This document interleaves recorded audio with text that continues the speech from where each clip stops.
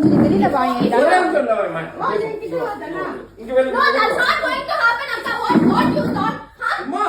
என்ன சார் இது? ஒரு இந்த மாதிரி ஆளுங்க நீங்க கூட்டிட்டு வந்து தலையில வைங்க ஹைதராபாத்ல இருந்து. தனா தனா ஒரு அதிகமா பேசுற நீ ரொம்ப